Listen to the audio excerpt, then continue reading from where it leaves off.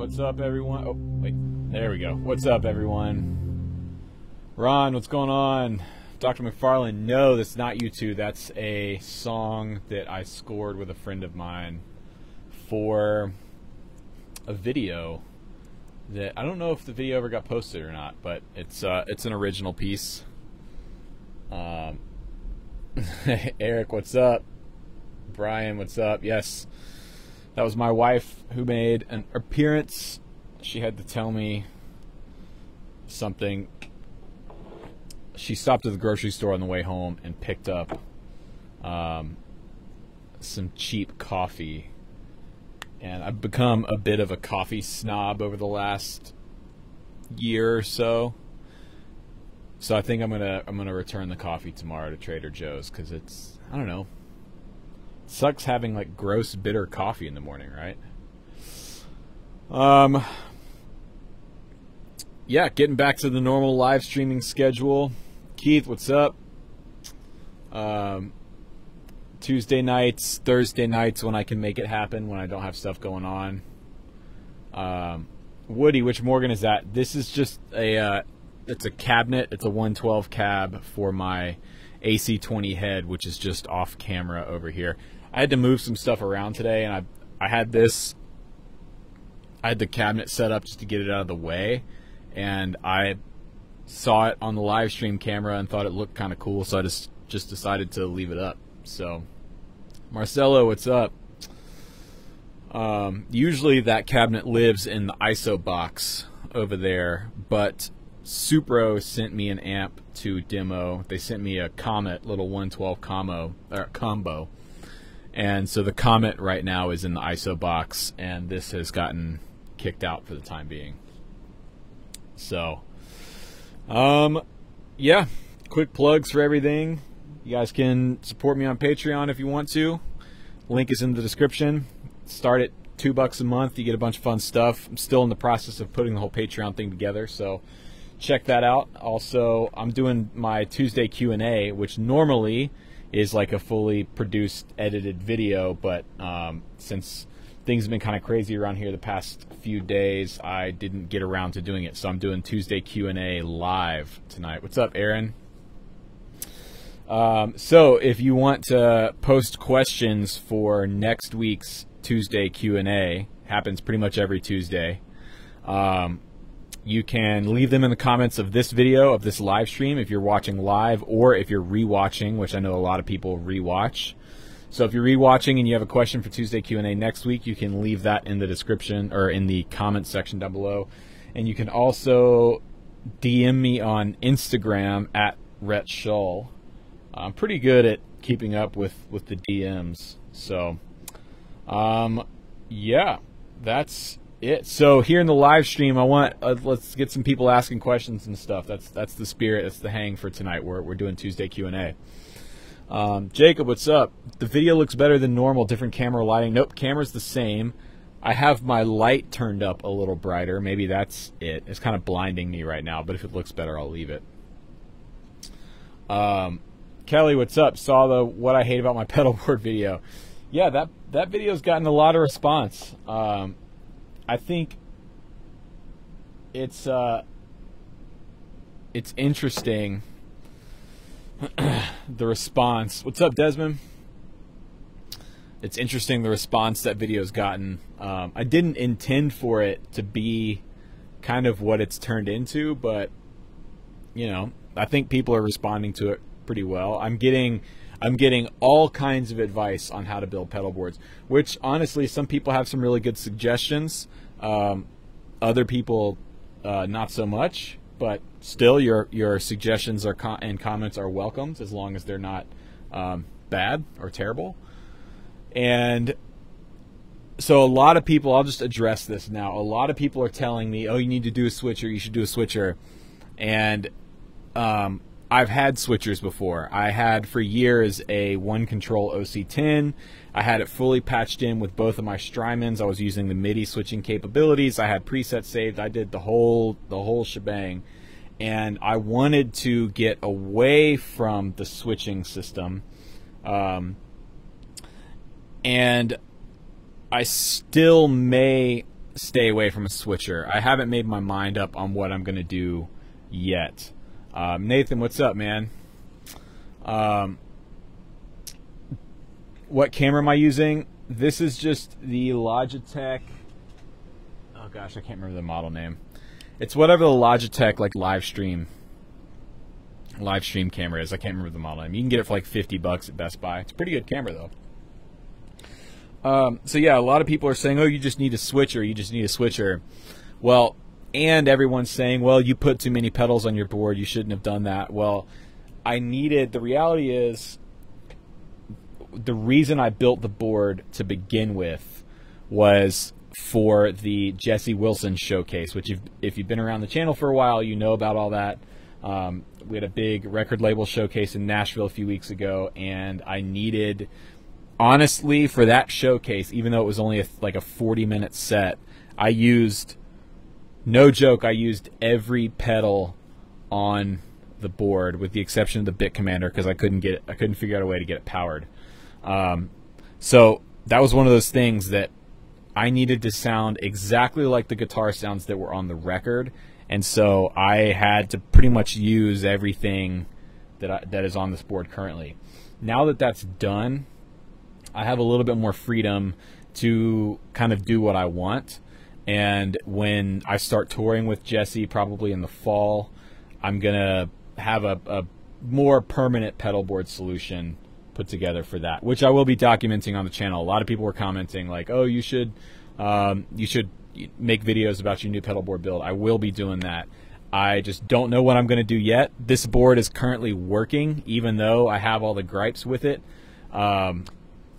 It's currently working, and for the gigs that I have coming up, I'm gonna continue to use it, and I'm gonna take my time and figure out exactly what I want to do, because I probably won't be on the road, like on the road again till the fall at the earliest, in the fall.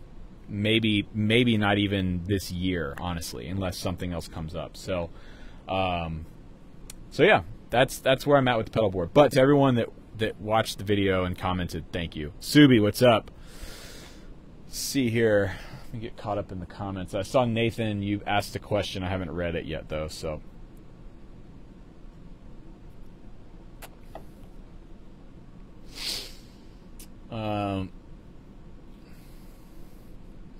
All right, let's start with Tuesday Q&A. Nathan Patrick Turner asks, I'm living overseas with nothing but an acoustic for 16 months. What can I do to be better at electric when I get back than I was when I left? Man, that's a really good question, Nathan. Because a lot of people think there's not really necessarily a crossover between acoustic playing and electric playing, and that's not true. So I would take this time to do a couple of things. First of all, I'm assuming you're doing like some kind of study abroad program, maybe.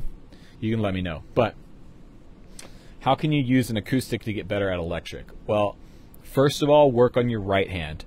I would say practice a lot of finger picking technique stuff. Look up, like learn some Chet Atkins stuff, learn some Travis picking stuff.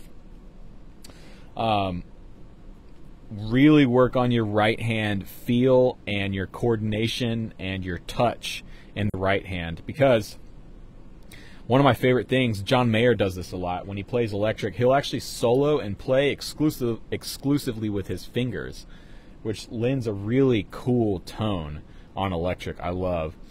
So play finger style.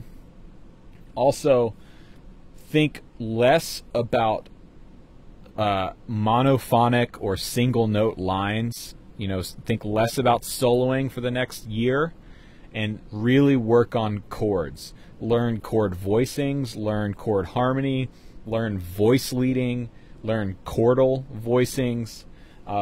These are all things that you can do to not only sound better on electric but also sound killer on acoustic, which a lot of people don't. I think a lot of people take that for granted. You know, they take the acoustic playing thing for granted. I don't really care for soloing on acoustic guitars. It just sounds weird. It sounds kind of plinky and lame to me. So that's just my opinion. I don't really like to solo on an acoustic. So I would do that. Work on your fingerstyle stuff. Work on your chord voicings, your chord knowledge. You know, how many different ways can you make an F major chord? Like, how many different ways can you take an F major triad and make it sound unique with 3 notes? How many ways, and then add a G into that and start making F major 9 chords, right? Go and just do that kind of stuff. Figure out new voicings, learn acoustic songs, you know. Tim Reynolds is pretty good for that. If you listen to the Dave Matthews and Tim Reynolds record, there's some really cool acoustic parts on that record. So, yeah. Jeremy, wine, yeah. No whiskey tonight. I'm almost through my bottle of bourbon that I had on the other night, so I'm trying to pace myself on the whiskey. So this is just some Cabernet we had laying around. Subi, what's up with the mic pre situation? Good question. I bought 2 mic pre's. They're currently on their way to me right now. I got them both used on Reverb from 2 different sellers, but they're the same mic pre. I bought 2 Mono Gamma. They're Shadow Hills Mono Gammas. I'm really excited about them because they'll do both kind of the 1073 sort of thing, and then they'll do the API sort of thing, and then they have a discrete transformer as well. So I was looking at those, and I was looking at the BAE 1073 MBs or LBs or whatever it is, basically just the transformer section of a 1073. They're more expensive, and I figured, well, with the Shadow Hills stuff, I can do the 1073 thing, but I can also do the API thing, and I can have a third voice that I wouldn't get with anything else. And they look super cool, so I'm really excited about those. The first one should be here tomorrow. And yesterday I spent all day, pretty much, after I got the video done, I spent all day rewiring my whole rig, which you can't really see here on camera, but I moved my patch bay over. I got all my outboard gear patched in. I've got my Kemper now fully patched into the rig, so I'm ready to go. It's gonna be awesome.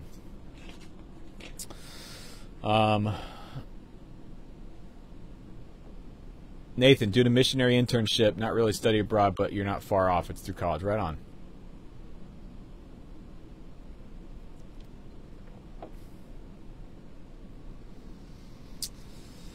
Let's see, Marcelo, I just got a Fender Blues Junior and I'm enjoying a lot the way it is all stock. Since you had your mod, I would like to know if you think that's really big improvement to do the mod. Yes, okay. That's to me like one of the best things about having a Blues Junior is it's probably the easiest. It's probably the easiest amp to mod. If you're learning about amplifiers and circuitry and how to mod stuff, there are a ton of mods available for the Blues Junior that you can get your hands on pretty cheap through like Bill M Audio. Even though Bill M passed away a few years ago, I think his son is still running the company, so you can find mods online there. They're easy to work on. I always say this, though, if you are learning, if you've never worked on an amp before, don't do it, honestly. I know that's kind of counterintuitive. The thing about guitar amps and the thing about tube amps is they are very, very dangerous to work on. The capacitors on the inside of your amp can store electric charge, and if you don't know how to drain the amp properly of the electric charge, those capacitors can hold enough energy to either seriously hurt you or in some cases even kill you. So make sure if you are dead set like I was on modding your Blues Junior, first of all, before you do anything else, make sure you understand how to fully drain the entire circuit of all the residual electricity that's left over. There's a specific method to do it. I'm not going to tell you how to do it here. You need to do your research and figure it out. But once you feel confident in that, then you can move forward. The basic mods that I would start off with, first and foremost, I would change the speaker. That's something that is easy to do. You don't have to mess around on the inside of the amp to do that. You can literally just pull the back of the amp off, put a new speaker in, and that's pretty much going to give you the most bang for your buck when it comes to sound. Once you get past that, you kind of get into the law of diminishing returns a little bit, where you're putting in 50% more effort and you're getting 10% better tone, you know. But after the speaker, I would do a presence knob, because that adds a ton of versatility to the amp. I added a 3-way power switch with a standby in the middle, which I think is super nice. And then from there, you can just kind of experiment and do whatever you want. But yeah, I like modding mine. I think it really made mine useful. If I had modded mine, I probably would have sold it years ago, personally.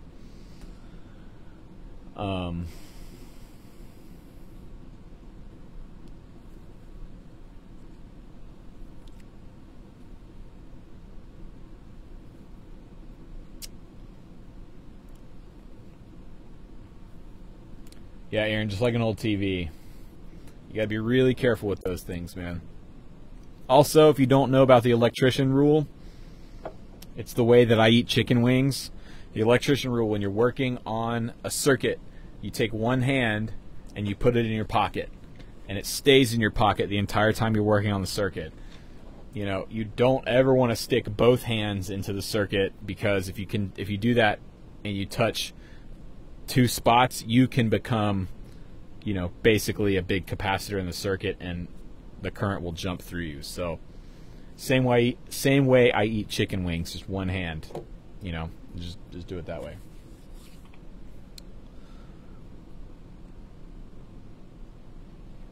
I have a question on Instagram that came in right before I went live.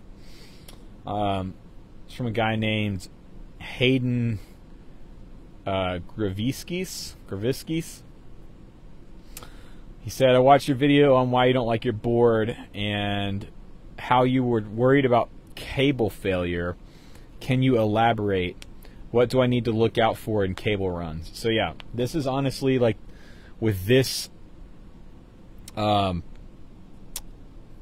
board, my biggest concern, like I said in the video, is the likelihood of cable failure. Even though I'm using all soldered cables, because in my opinion, solderless cables all suck. They're not reliable. I don't care whose kit it is. I don't care what company makes it.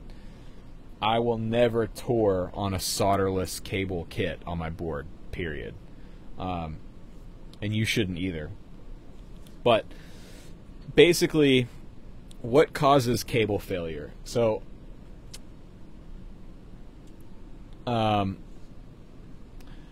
cables are made of copper. Copper is a metal. It's a relatively soft metal.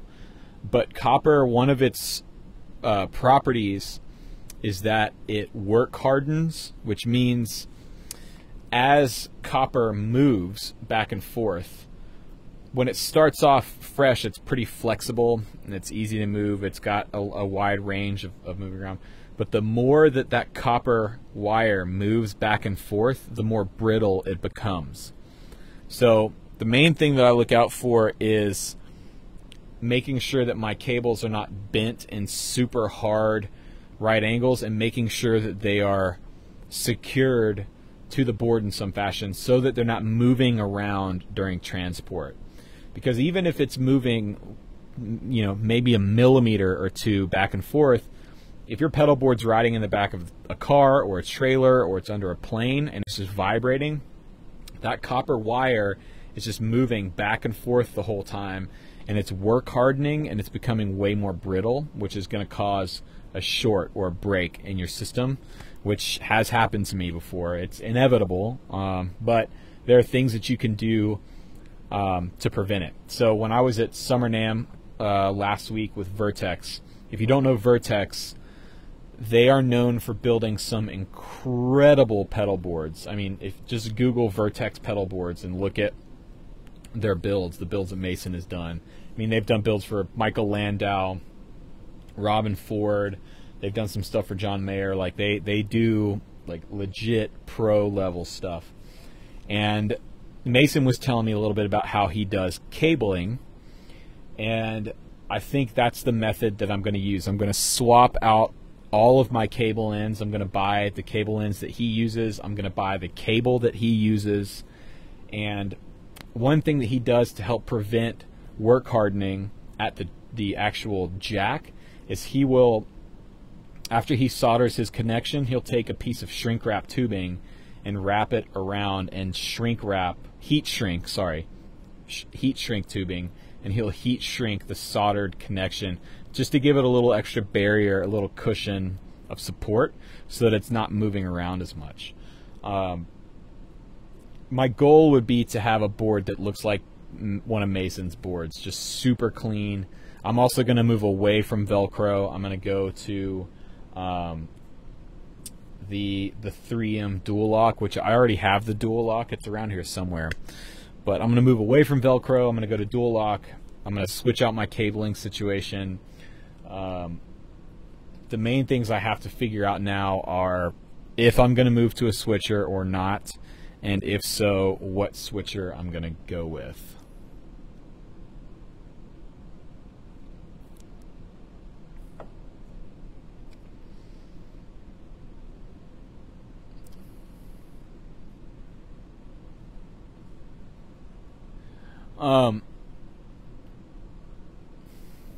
Ron, I'm assuming you don't like the sounds of the Helix or head rush boards. I'm not too familiar with the head rush boards. The Helix thing, I mean, I have a Kemper, so you know, if I wanted to do like the digital modeling thing, like I can use the Kemper for that, and I'm really comfortable with the Kemper. I've been using the Kemper for years, so I would probably just do that over buying a Helix. Jeremy, why do people prefer fuzz first in the signal chain? I've tried it both ways. So generally you want to do fuzz first in the signal chain for a few reasons. One, a lot of fuzz pedals do not play nicely with other pedals. A lot of, especially vintage stuff, doesn't like compressors. They don't like buffers. So for that fact, it just makes sense to put it earlier in the chain. Some more modern fuzzes have kind of rectified that. Like the Hoof Reaper doesn't really, I've found it doesn't really care what's in front of it, which is nice. The other reason is the same reason you kind of want to have your volume pedal and your compressor towards the beginning of your chain. If you think about your signal coming out of your guitar, let's say your signal is here. Well, as that signal travels through cable, it inevitably gets, you know, less and less, and you're losing information from your guitar's signal. If you want to figure this out or experience this firsthand, play your guitar through your pedal board with all of your effects off, and then unplug and plug straight into your amp and listen to the difference in tone. There will be a difference in tone. You'll have more top end when you plug straight in, all this kind of stuff. So the idea with putting it first, same thing with your volume pedal and your compressor, is you're giving that pedal as much harmonic information from the guitar as possible. As you get towards the end of the signal chain, you know, your signal is degrading over that cable run. So it just, honestly, it makes, to my ear, it makes them sound better. Subi, did I do that session with Callie North? Not yet. That is week after next. She's coming in. I was working on a track today for that session.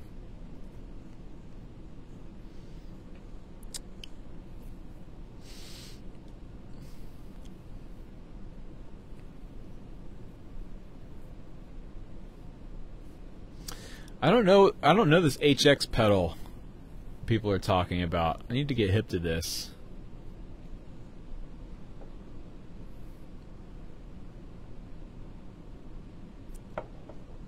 Is it the Line6 like Helix HX? Is that what people are talking about?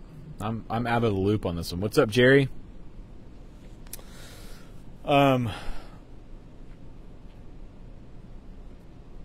Let's see. I think I had another question on here.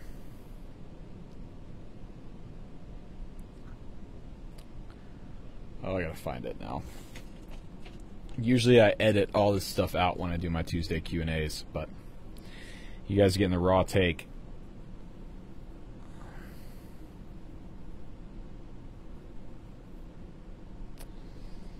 Let's see here. Does anybody here use the disaster area stuff? Somebody just commented on my video about the Disaster DPC5 that they really like.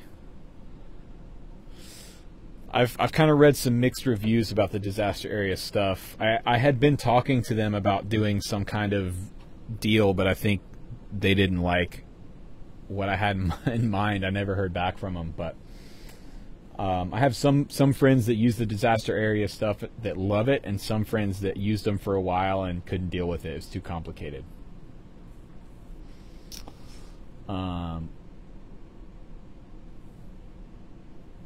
HX is the Helix effects, only no amps in it. Oh, okay, I see. So the idea being you just use it with a real amp. That's interesting. Maybe I could reach out to Line6 and have them send me one, maybe. J Cruz, yeah, I've been looking at the Boss. That's, if I go with a switcher, I will probably go with the Boss ES, probably the Boss ES8. They're insanely expensive, but man, it just looks like the best thing. The Gig Rig G2 just is too big and bulky for me. I don't know, I'm not a fan of it. I like the Boss system. Elliot, I'd really like to see a video with you and Nare together where you play piano and she plays your guitar rig. That's funny, dude. Well, that could be cool, except I can't really play piano at all, and I don't think she's much of a guitar player, so might be kind of interesting. The thing about piano is, like, even if you're not a piano player, you can still make it sound decent, right? Like, you're just hitting keys, you know. And obviously there's a big difference between a pro and somebody who's just learning, but like, if I just play a C, the note's going to be played in tune and, you know, with a certain sound. Whereas with guitar, for someone who's not a guitar player or stringed instrument player, you know, it's tougher to first start out because you're, you know, it's hard on your fingers. And not saying Nare couldn't do it. I'm sure she absolutely could do it, but that might be interesting. Aaron, do you always put ambient effects in the loop? I have a TC Flashback 2 in the loop, and my looper is... Are you talking about the effects loop on your amp, Aaron?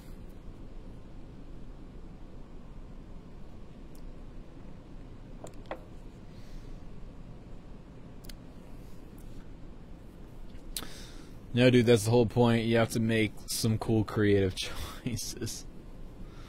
Yeah, I'm sure we could make something cool. There's just a fine line between something that's cool and something that sucks, you know? And I feel like I would be the one that sucked. She's so freaking good at what she does that she could probably just pick up my instrument and sound good on it, whereas I'm not a piano player at all. Okay, so Aaron, the effects loop on my amp? No, I don't ever run an effects loop. The only amp I have that has an effects loop is my Port City Pearl. I'm pretty sure. I don't think the Divided By has an effects loop. Does it? Hold on. Let me look. Ow. Jeez. I just slammed my foot into my desk.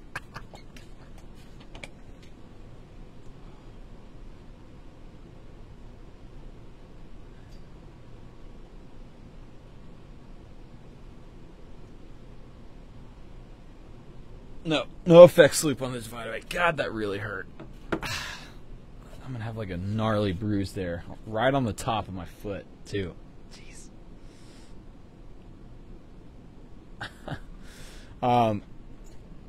So no, Aaron, I don't ever run an effects loop just because to me it's kind of a pain in the butt. You have to have your board wired for it, and you have to carry around extra cables, and I'm not too lazy to do that. You know what it is? I've been on the road so long at playing with bands that are opening acts where we have to get on stage and off stage as quickly as possible. And so even now, as I'm like moving forward in my career to the point where I'm now playing in bands that are headliners, I still have that mentality of like getting on stage and off stage as quick as possible. That's something that's always in the back of my mind. It's like, okay, I got to get off stage, which when you're headlining is not really a big deal. You can kind of, once you're done with your set, you're done with your set, and you can sort of go hang out and talk to people and grab a drink, and, you know, your rig doesn't have to be packed up immediately. So I think that's part of the reason I don't have a more complex setup. It's because of that. I'm used to that. Subi, do you ever think about making video to go with some of your instrumental stuff and posting it instead of the other way around? That's a good idea. You know, and I want some feedback on this from you guys. So the video that I did with Nare, which I'm sure some of you guys have seen, you know, that's really like one thing that I love to do is more of the artsy kind of videography, where it's less about like making a YouTube video and more about telling a story with video, and I really enjoy doing that. So I'm trying to find a way to do more of that here on the channel, where it's, you know, maybe once or twice a week I post a video that's not like a lesson or a gear demo or a tutorial. It's just like an artsy sort of almost like a short film in a way, because I have a bunch of ideas for stuff like that, and I want to post it, and I will post it. But that's the thing about this channel, is it's kind of a smorgasbord of things. You know, you get some gear demo stuff, you get some lesson stuff, you get some vlog stuff, you get some artsy fartsy short film stuff.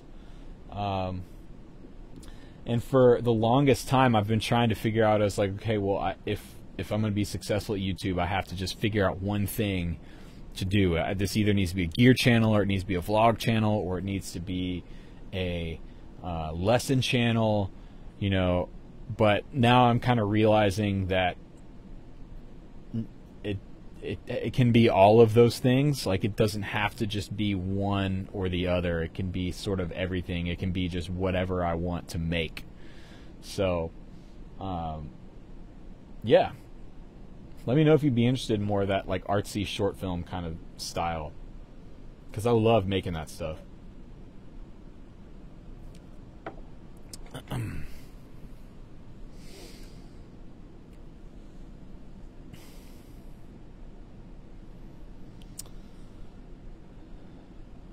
Thomas, thanks, man.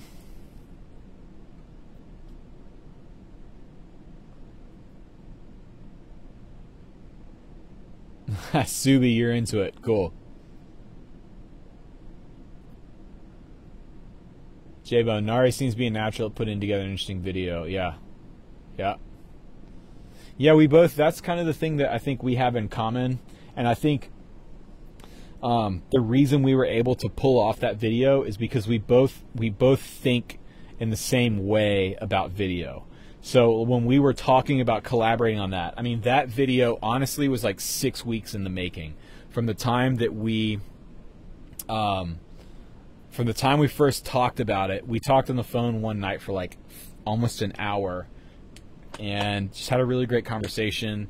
We were like, well, we should collaborate on something, and we kind of just generated that idea, and we just talked about it and tried to figure it out. Like, the logistics of it were pretty hard to figure out, but I was able to do that with her because she thinks about video and about storytelling in a very similar way to how I think about it. So it was easy to communicate with her. It was easy to build ideas off of her. You know, Rick, after he saw it, he called me and was talking about it.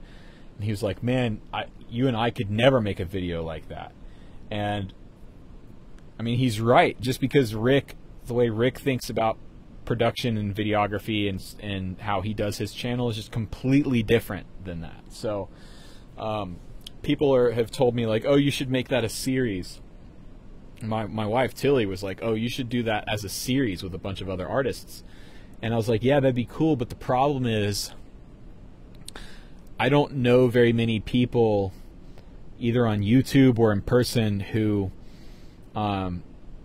can do that. And that's not like I don't mean that as sort of like a douchey, like exclusive, like, oh, I'm so good at what I do kind of thing. I mean, like, for to do that kind of video, it took a very like specific mindset and a very specific thought process and workflow that I knew Nare could pull off, and she knew that I could pull off. And so that's why that video worked. I'm really, really proud of how that video came out. Like, seriously, I think it's cool.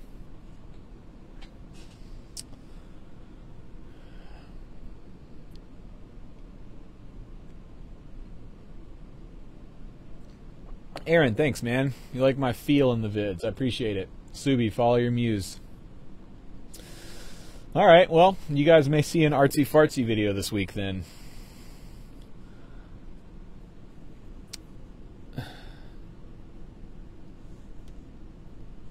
Oh, Jeremy, that's a good question. Thomas, do more of the stylized videos. Eric, I saw your comment about oh,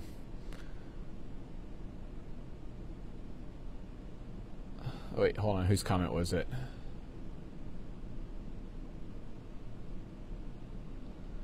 Oh, Josh, sorry. I got a friend who likes his Kemper and all BL for studio and live playing. Why don't you gig with the Kemper? I do gig with the Kemper. I only really gig with it on like fly dates. It's pretty much my fly rig. So back in February, I played the Rock Boat with Noah Guthrie, the Rock Boat Cruise, which was a blast, and I used the Kemper on that, and it was amazing. Last year I did a few dates opening for John Legend, and those were fly dates, and I used the Kemper on that as well. And what's funny is when you use the Kemper, the front of house engineers love you because there's no stage volume, and they get a super clean signal that they can do whatever they want with. So John's front of house guy came up to me after our first show opening for him and was like, dude, like I'm going to talk to our guys about bringing Kempers on. That thing sounds amazing. It was so cool. So that was cool. So I use it mainly for fly rigs. The main reason I don't use it all the time is because mine is not the powered version. And with most of the bands that I play in, I don't use ears. I use monitors, floor monitors, wedges, and I like having stage volume. So because mine's not a powered Kemper, I can't run a cabinet on stage, and so I don't like running it live because of that. Jeremy, are all the other acts you play with cool with you filming for your channel? It seems like some people would have privacy issues. Yeah, so Noah and that whole crew are cool with it. Jesse is cool with it. But I do try and respect everyone's privacy on the road. Because here's the thing, like when you're on tour, especially if you're on tour for more than like 3 or 4 days at a time, you know, sometimes people might just be having a bad day. And sometimes emotions can be kind of raw. Sometimes somebody might be upset or kind of depressed or homesick or physically sick or whatever. And the last thing you want to do in a situation like that is like go up to them and like get some footage for the vlog. Like, oh, what's up, man? Like, where are we at today? You know, like, so you have to be really sensitive to kind of the vibe. So when I'm doing the Backstage Journal vlogs, there's a lot of stuff that happens that I just don't shoot.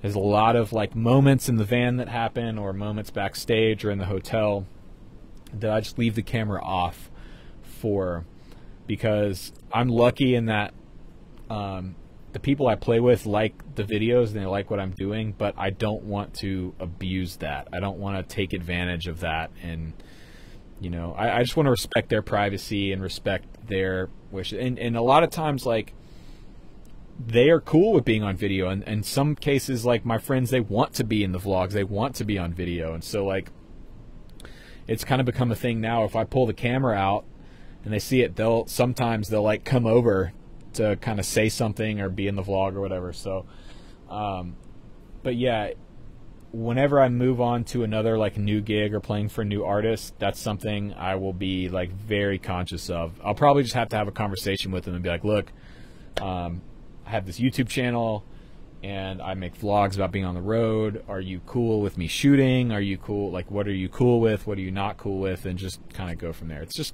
about communication. Do I find the Alpine earplugs give me clarity live? No. They're better than nothing, but no, they don't give me clarity.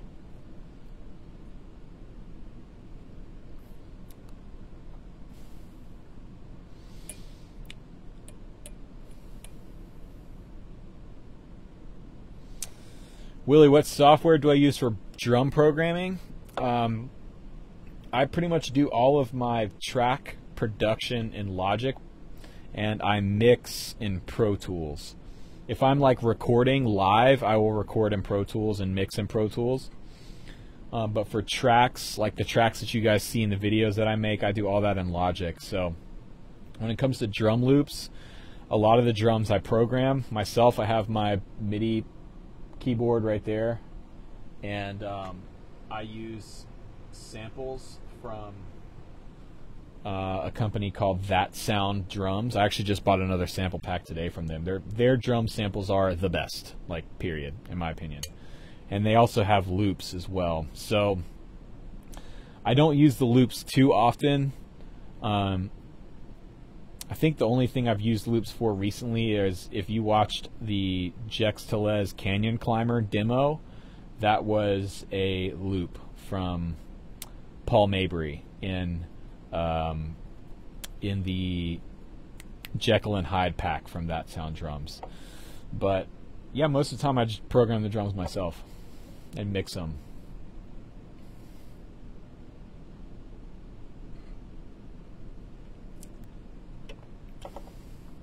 Eric, you have a studio Kemper and a gig Kemper? Dude, you're committed to the Kemper thing.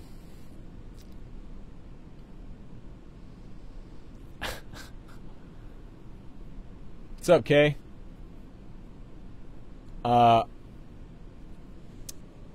is my Novo different from a Strat? Like, how do I feel about it when you play those Novos?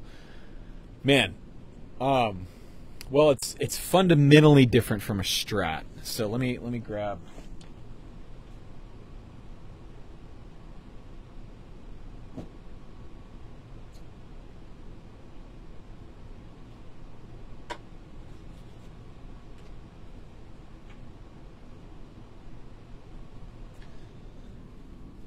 Oh, okay. So, Novo Ceres T, basically like a Tele with a P45 in the neck, and then my John Mayer Strat. So the scale length on these are the same. I'm pretty sure, 90% sure, that Novo uses like a Fender scale length on their Ceres Ts. And honestly, that's kind of where the similarities end. Neck shape is different. Obviously, in this one, the pickup configuration is different. This is straight up Strat and whatnot. I've never really been a huge Strat guy for whatever reason. This is a great Strat, and I love this guitar for multiple reasons, but it's kind of never just really been my first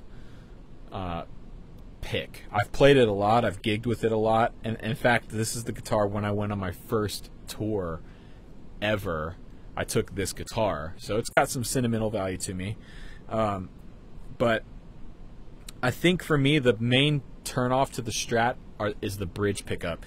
And the worst thing about the John Mayer Strat is it has the brightest bridge pickup I've ever heard, pretty much. This thing is just like an ice pick to your brain. So I don't use it super often because of that. Gabriel at Echo Park is building me a Strat, which I'm really, really excited about because his Strats are insanely good. And the Echo Park Strat that I had here for like 2 months basically kind of changed my mind on the Strat thing. But until that guitar gets here, I'll, you know, I'm still not a huge Strat guy. So Outport East, is this a 3-way switch? No, this is a 4-way switch, which is cool about the Novos. So the first 3 positions are like a normal telly, so bridge, both, neck, and then the 4th position is both pickups in series. So you have a different tonal option there. But yeah, that's kind of the difference. But obviously I love the Novo stuff. Oh no, I'm hooked.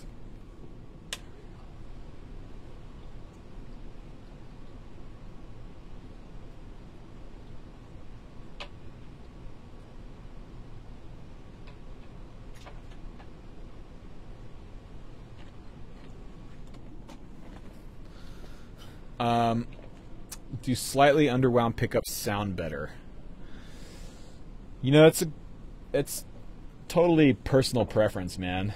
I like on PAFs for sure.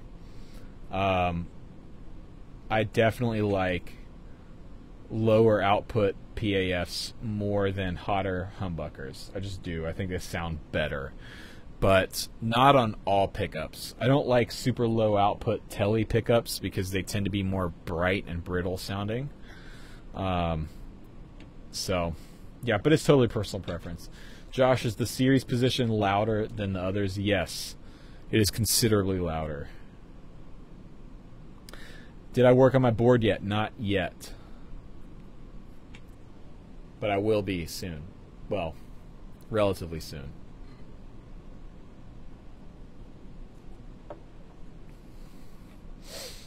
Jeremy is a telly man for sure.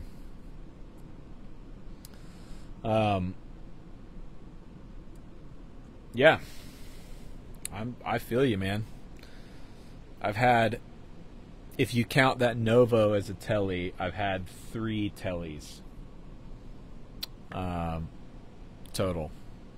I currently have 2 of them. I just think they're great guitars, man. Leo really killed it with that design. So,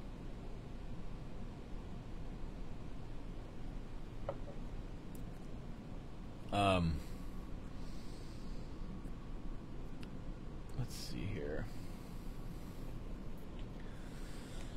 Josh, I had a telly deluxe with the series, and it was nice for boost for single note lines instead of kicking on a pedal. Yeah, you know, it's actually good for that too, and it's just a different tone, you know, like it does sound like both pickups are on, which I know kind of sounds sort of weird and counterintuitive, but that's the best way I can describe it. It's not like a middle position sound.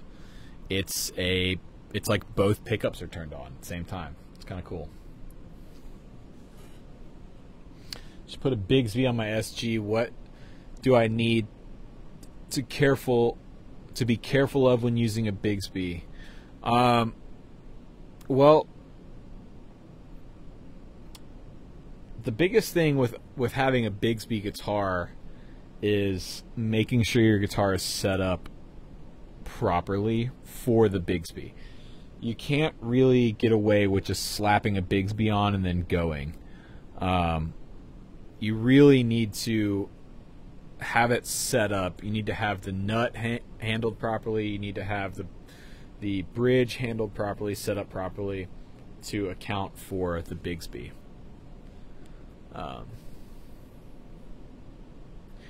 Eric got a telly recently in a trade. Has a newer suspension bridge on it. Eric, you seem to go through or acquire more guitars than anybody I've ever known, man. It's like every time I come on a live stream and Eric is on, he's got like 6 new guitars.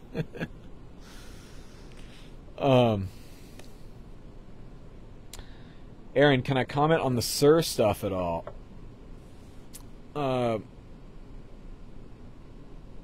Yeah, I can. So Righteous Guitars a few weeks ago got a massive shipment of Sirs in. They got like over 40 guitars in from Sir. And played a couple of them. The more modern Sir stuff is not my cup of tea. I don't know, I'm just not a fan of it. They don't feel that well to me, but that's totally subjective. You know, take my word with a grain of salt on that. But the vintage stuff I think is really, really good. Sir makes a really great guitar.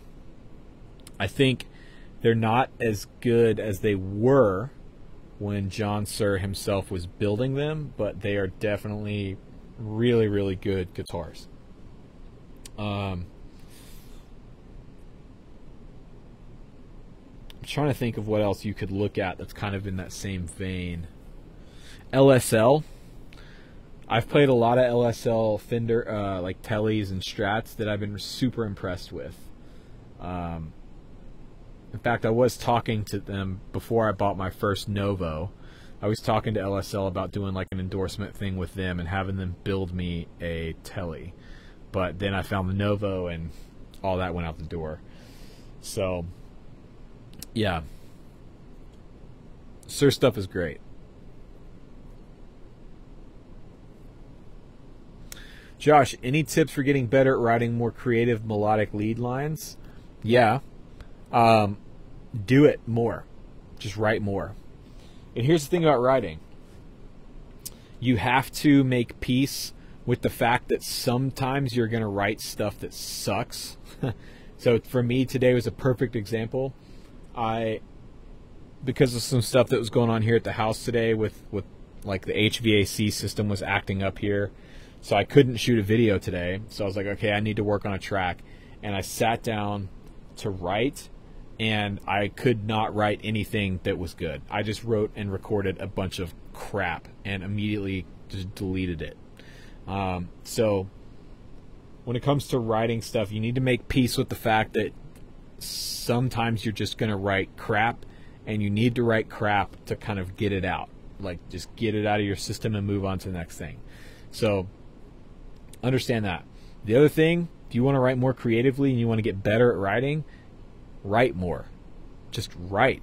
And listen more. Listen to the stuff that you want to sound like, and don't plagiarize, but copy, right? There's a difference between like taking something and completely ripping it off, and then taking something and being inspired by it.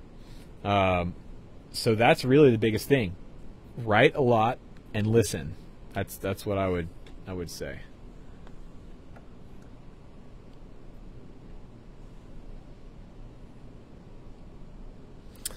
What's my favorite instrument out of mandolin, banjo, or steel guitar? Definitely steel guitar. I think that's the next instrument that I really want to learn.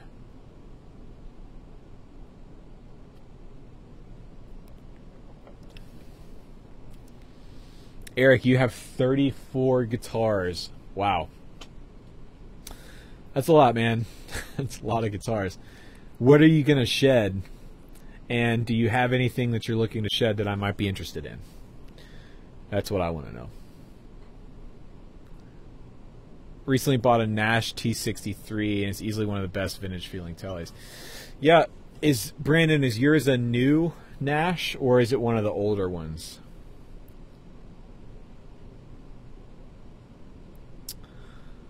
Oh man, what do I think about female guitar players boycotting TC Electronics for sexist sounding guitar pedal names? Wait a second.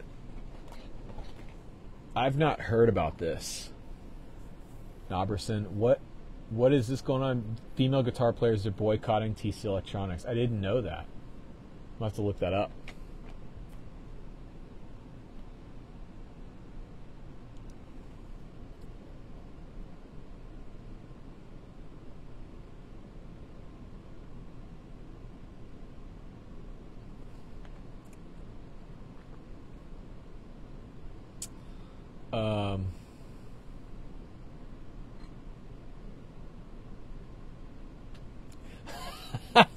Subi.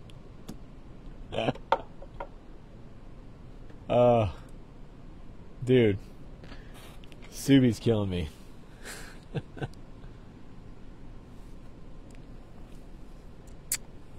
Jeremy, you think you got 11 right now?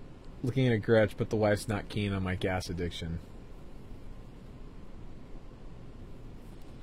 Yeah, wait, so I want to know what TC pedals have sexist names.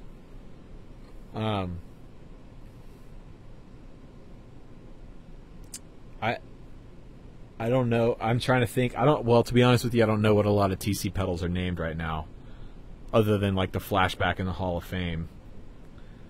And look, I'm all for feminism, but what I don't know what their names are, so I can't make a call on that. Hall of Dame. Well, please don't turn this comment thread into a bunch of sexist comments. I don't want that. I don't want that on my channel.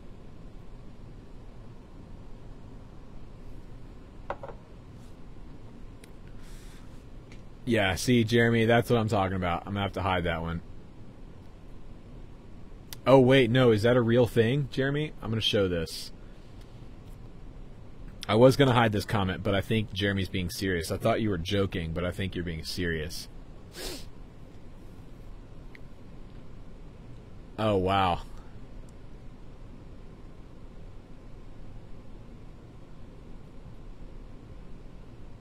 Wow, I did not know that. Yeah, that's pretty... I could understand why that's pretty sexist. I mean, on the one hand, like, it's Steel Panther, right? Like, Satchel is, you know, it's part of their whole thing. But, I mean, I could understand why people would be upset over that name, for sure.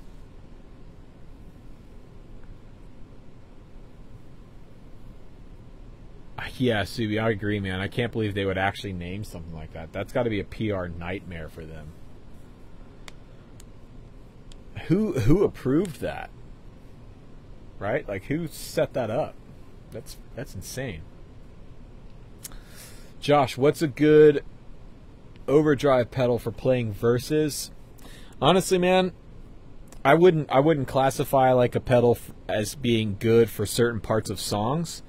I would just say there's like just good pedals. So for, I guess what you're describing, I would check out the Greer Lightspeed.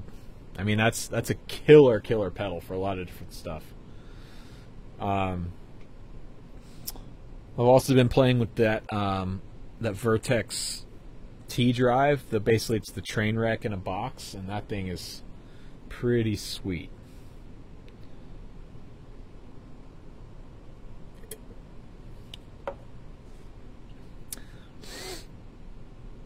All right, so Eric, you so you're not going to sell your 330. What else would you sell me, or anybody else on the stream? Let's get Eric talked out of a couple guitars here. What's up, Stratocat?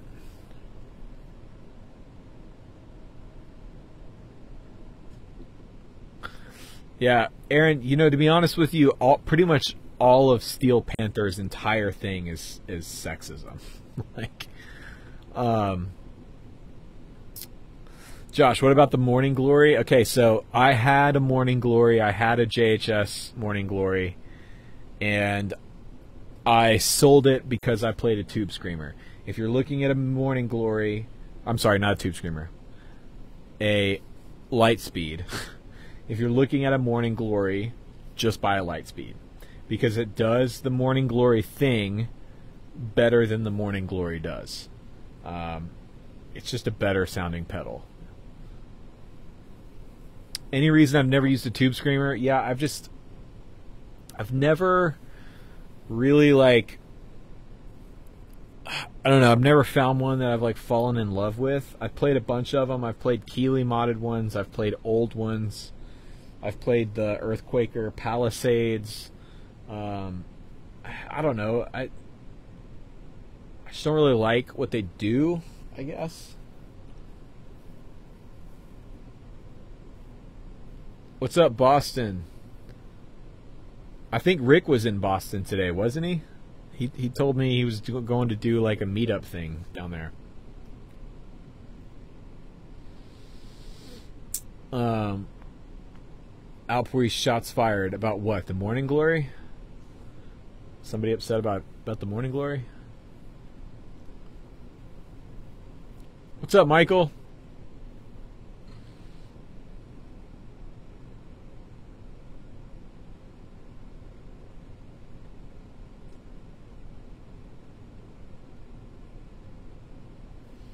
Strymon Sunset, anyone? I've not played a Sunset. For whatever reason, I don't like the idea of Strymon doing drive pedals. I know it's dumb. I'm sure the Sunset sounds great. I just don't like I don't like it.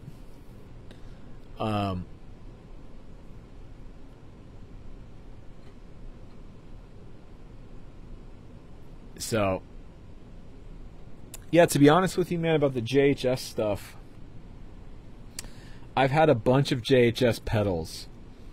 I've had Charlie Brown, I've had a Morning Glory, I have a color box. What else have I had? I've had a Pulp and Peel compressor, and I've sold all of them. They've all gone because I found stuff that's better. The thing that I like about JHS is their aesthetic. I think their pedals look awesome, and I do think they have some good sounding pedals. I've just, in most cases, what's happened for me is the JHS stuff has been sort of like the gateway drug, and then I've found something that does its thing better, if that makes sense. So it's like I bought a Morning Glory, and then I found the Lightspeed, and I just bought the Lightspeed. And I am going to be selling the color box pretty soon, just because, like I said in the video, I don't use it. And what the color box is good for is use as an outboard preamp. That's really, and you can run bass through it, you can run vocals through it. So if you're somebody that like doesn't have a huge recording setup and you want something that you can like have an EQ on and have some transformer saturation on, the color box is really cool for that, and you can turn it into a fuzz, which is cool. But for me and my use, it's just not very practical, you know.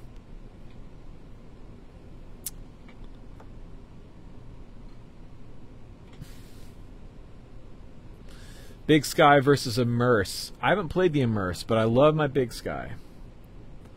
Jeremy, yes, the JHS stuff has been really popular with the praise and worship crowd for sure. Which I guess might be part of the reason I don't like it. Thoughts on compressors? Like just compressors in general, or compressors for guitar? Alright, Keith, see you, man. Thanks for hanging out.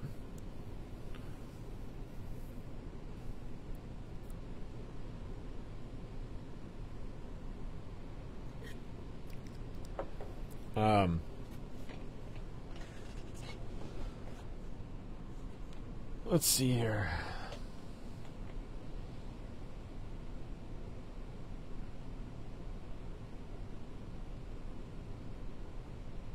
Michael, what do I think about the preview verbs for the KPA? Are there new reverbs coming out for that thing? Finally? I don't know about these. I really hope there's new reverbs coming out, though, because the current reverbs in the Kemper suck.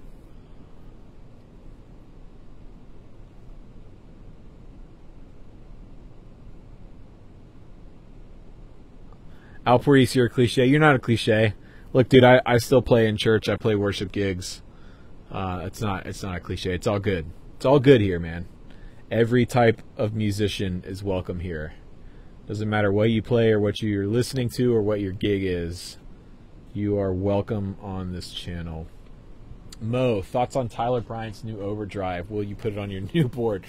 I freaking love that overdrive pedal. When Tyler played it for the video I was shooting, man, of course Tyler sounds good on anything because he's a badass, but God, yeah, that pedal sounds real good. And I just got done talking about how I don't like tube screamers, and I probably will end up putting that pedal on my board. And it's literally just 2 tube screamers put together, so there you go. Have I ever played a Strymon Lex? No, I haven't.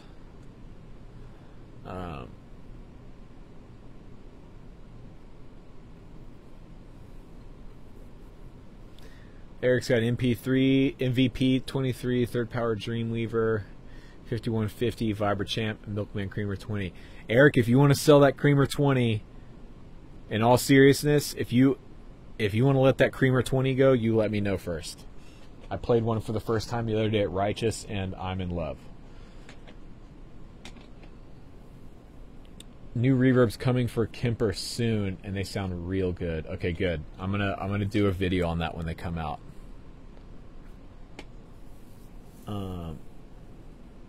Oh wait, Tone Junkie already has a demo of them. Oh, I met him at NAMM. I met Tone Junkie at NAMM. What's the guy's name? He came up to me and he had like some really kind words for my channel, and for what I was doing. He's a really, really sweet guy.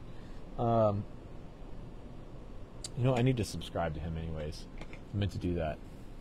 What's up, Caleb?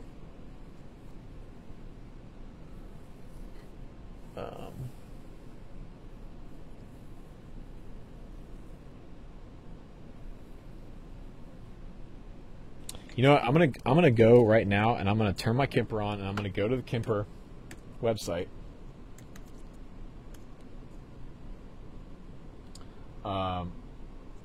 And I'm gonna look for the update because I need to make a video about this, I believe. Yeah.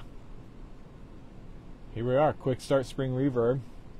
Here, I'm going to do this really quick to everybody on the stream. Turn on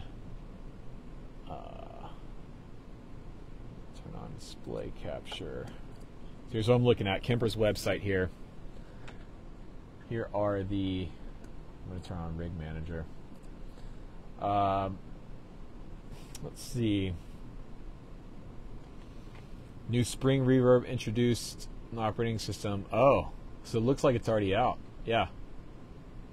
So let's check Rig Manager here and see if there's an update available.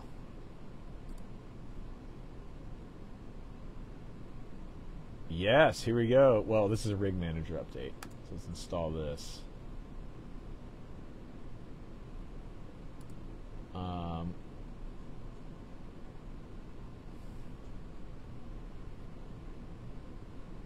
Okay. Yep. You guys don't need to watch me install a program, so I'll turn this off. I can do that later, but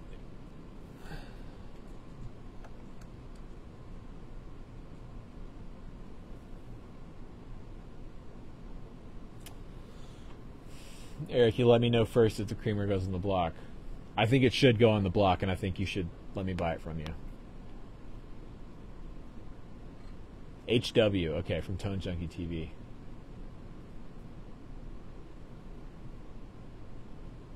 Oh man, you know, Josh, I walked by the Kemper booth like 3 times at NAMM, and I was like, oh, I need to stop and say hello to those guys and talk to them.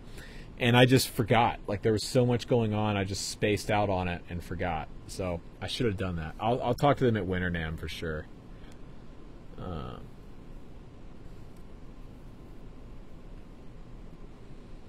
See ya. Outpour. Take it easy, man. Michael, it's a preview for now. Well, I'm going to download that preview for sure.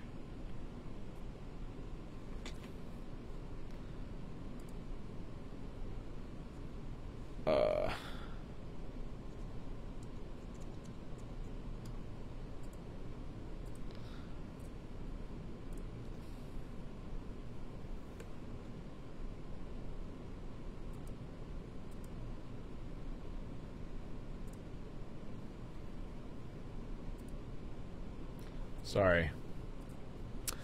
Okay. Would you buy a Silver Sky or another boutique Strat if it was financially justifiable, or are you just happy with the JM Strat? That's a good question, Michael. I don't know that I would buy a Silver Sky. if I was going to buy a Strat, honestly, I would buy one of the Echo Park Strats. The one that I played, that I had, that fortunately and luckily Gabriel is building me one right now, which I'm so excited about. So I would probably buy one of the Echo Park Strats. Those are really expensive though, so if that wasn't an option, I think my next Strat of choice would be a Fender El Diablo custom shop Strat. Those things are super cool, very, very cool. So those would probably be my 2 Strats of choice.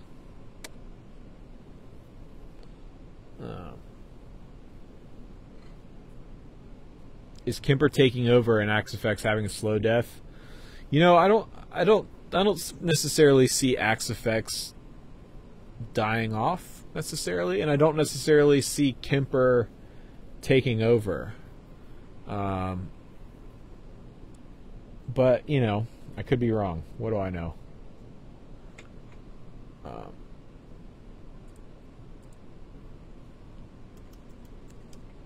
Installing the new rig manager here. See if I can download these new updates. There we go. Yeah, I agree with Michael. I think the Kemper is a better overall product. You know, before the big selling point with the Axe FX was that it had better effects than the Kemper.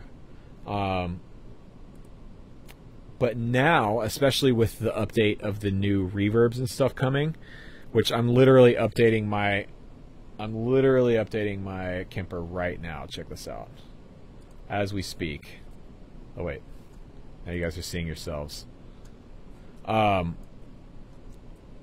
there we go. Updating the Kemper with the new I guess this is the beta update. But yeah, that was the big selling point of the Axe FX for a long time, was that the effects were better than the Kemper. Now that the Kemper's effects are coming along, you know, I think it is a better product than the Axe FX, just because you have the ability to model your own amps, so you can use your sounds and take them on the road. I think the user interface is better. I think it's laid out better. It's easier to use. I think the floor controller situation is better. And I think it sounds better, honestly. So,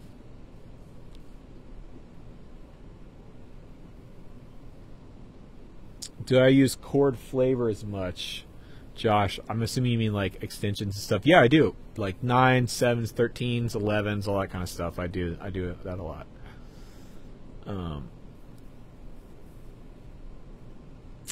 Marcelo, you're very curious to try out a Kemper, but they go for crazy amount of money in Brazil. Man, that's got to be tough. Is it hard to get gear down in Brazil? That's got to be not very much fun, I can imagine.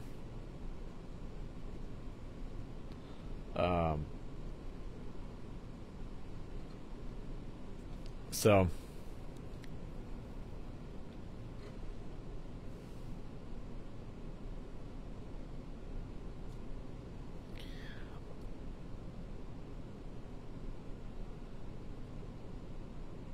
nice. Modeling schmodeling.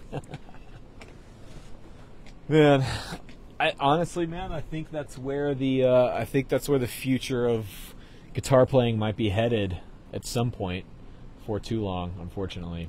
So, anyways, cool. Well, I think that's going to do it for tonight, everyone. Thanks for hanging out. Unfortunately, there's something up with my internet connection. My stream looks like it keeps dropping out. That's what OBS is telling me. So I'm going to go ahead and call it there. But thanks for hanging out. Quick plug for everything. Follow me on Instagram, @Rhett Shull. You can ask questions for Tuesday Q&A for next week on Instagram or here in the comments section of this video. And also, if you want to support me on Patreon, you can jump in for $2 a month and get access to all the cool Patreon stuff I've got going on over there. And I'm working on bringing out merch very soon. I've got my artwork finalized, and I'm just working on getting stuff printed and working on the distribution and everything like that. So there will be merch and different opportunities for you to support the channel in multiple ways coming out very soon. So, anyways, thanks for watching. Great stream tonight, and I will see you on the next one.